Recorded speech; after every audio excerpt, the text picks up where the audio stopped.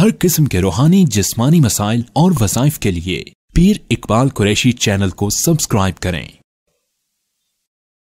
वजीफा बड़ा खास है।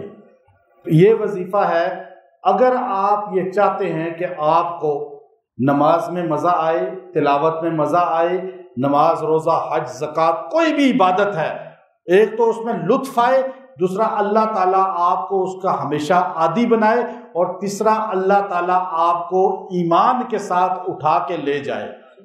ये तीन कामों के लिए ये ख़ास वजीफ़ा है जो मैंने वहाँ से लिया और वहाँ इसको किया और वहाँ इसकी रूहानियत को पाया, क्योंकि ये आयात उतरी ही वहाँ के लिए हैं और उसी के लिए हैं जो अभी आपके सामने पड़ी है। अब ये लोग ऐसी मखलूक है, एक चीज़ ध्यान में रखें, मुझे अक्सर लोग पूछते थे कि आप अफ्रीका ही ज़्यादा जाते हैं, दूसरे मुल्कों में नहीं। एक तो गरीब मुल्क है, दूसरा याद रखें ये जो अल्लाह की गैबी मखलूक है ना, जिन्नात, ये जब भी इंसानी शक्ल में आते हैं तो ये हमेशा काले हबशियों की शक्ल में ज़्यादा आएंगे, ज़्यादा गरीब लोगों की शक्ल में आते हैं, और ये इंसानी शक्ल में आकर पढ़ेंगे, आपसे गुफ्तगू करेंगे, मिलेंगे। बाज़ औक़ात ऐसे हमें मिलते हैं कि पता चलता है देखने वाले को कि ये इंसान है, लेकिन वो असल में इंसान।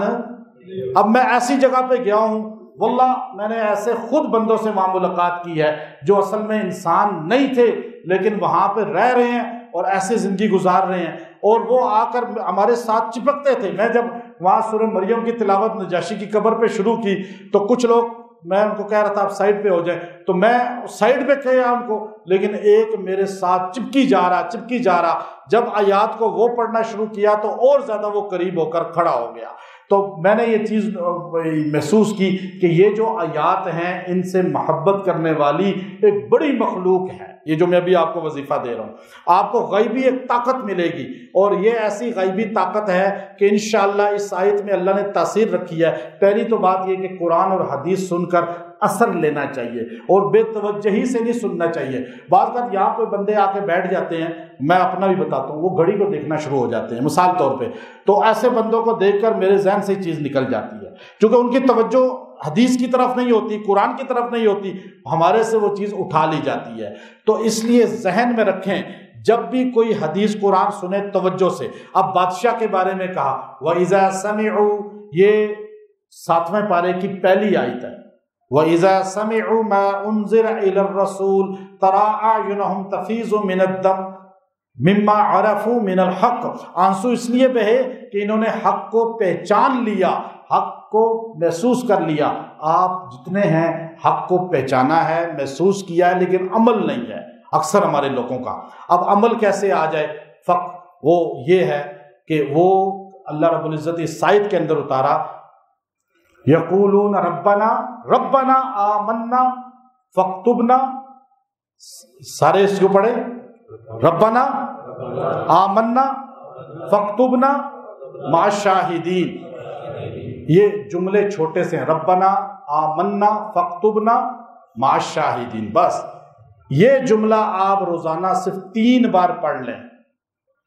अल्लाह ताला, आप नमाज में खड़े हो रहे हैं, 1 बार पढ़ लें, कुरान खोल रहे हैं, 1 बार पढ़ लें, जिक्र कर रहे हैं तस्बीहात से 1 बार पहले पढ़ लें। बस आप हज पे जा रहे हैं, वहाँ ये पढ़ते रहें, उम्रे पे पढ़ते रहें, कोई इबादत कर रहे हैं, पढ़ें, 3 बार तो कम से कम पढ़ें, ज़्यादा आप जितना चाहे पढ़ें।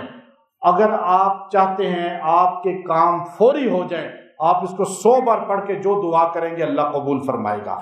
ये वो अल्फाज हैं जो अल्लाह ताला ने नजाशी की तारीफ करके फरमाया कि ये वो बंदा है जो रोया है कुरान सुनकर, इसलिए कि हक इस पे जाहिर हुआ, और उसने यूं कहा, ये अल्फाज उसके लिए उतरे, अल्लाह ने उसको कमाल वाला, इज्जत वाला बना दिया, और जो पढ़ेगा अल्लाह उसको भी इसी तरह इज्जत वाला बना दे। वो काफरों में रह के भी ताबी बन गया, वो काफरों में रह के भी जन्नती बन गया, वो काफरों में रह के भी रसूलुल्लाह ने उसकी जनाजा पढ़ा दी। तो पता चला, आप ये पढ़ के देखें, इंशाअल्लाह इसका फैज़ मिलेगा। व आखिरु दावाना अनिल हम्दुलिल्लाहि रब्बिल आलमीन।